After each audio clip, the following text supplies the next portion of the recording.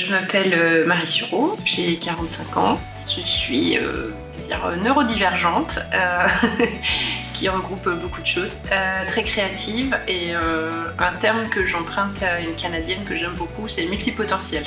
Et aujourd'hui, j'exerce comme enseignante pour l'éducation nationale.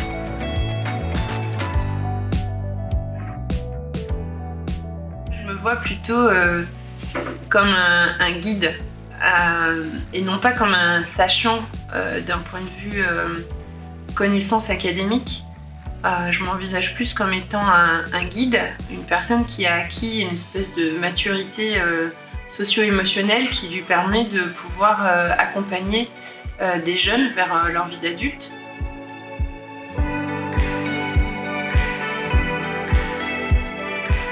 En France, en fait, on est encore trop sur la peur de l'échec. Je pense que ce qui manque le plus, c'est justement l'éducation socio-émotionnelle et le développement de l'empathie.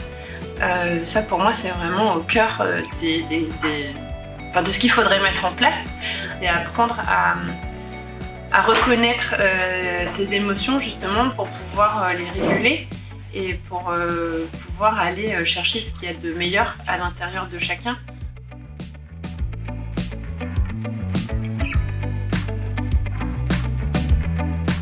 Dans cette espèce de course à la standardisation de l'apprenant, c'est un peu violent, mais bon, on laisse plus de place aux esprits neurodivergents ou créatifs. On bride complètement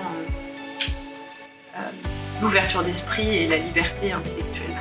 Si on était dans une école beaucoup plus inclusive, on avait une plus grande acceptation de la différence de l'autre, je pense en fait qu'on n'aurait plus besoin de faire la course au bilan diagnostic chez les professionnels de santé, parce que finalement chaque enfant serait accepté dans sa particularité comme il est et on pourrait s'adapter à eux.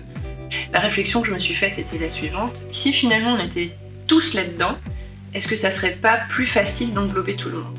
Est-ce que justement c'est pas ce système où on doit tous rentrer dans une case qui augmente la résurgence justement des troubles neurodéveloppementaux?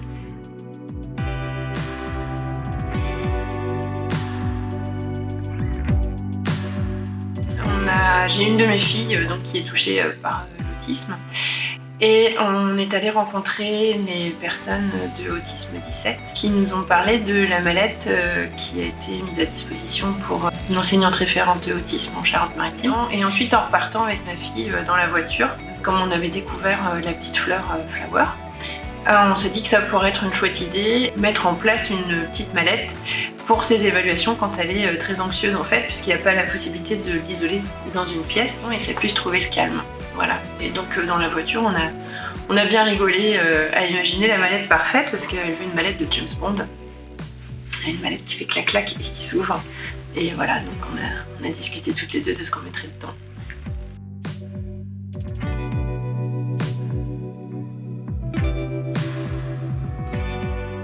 Mais justement, on est en route là pour aller au Luxembourg.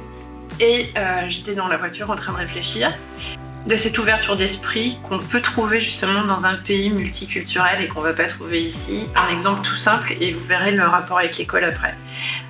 Quand on vivait au Luxembourg, quand on invitait du monde ou quand on était invité à manger chez des personnes, toujours on demande les intolérances alimentaires, si un régime particulier, et on s'adapte à chacun. Donc c'est arrivé que j'ai des repas avec des amis où chacune avait vraiment ses particularités alimentaires et en fait sur la table il y avait pour tout le monde. Et à l'école c'est pareil en fait.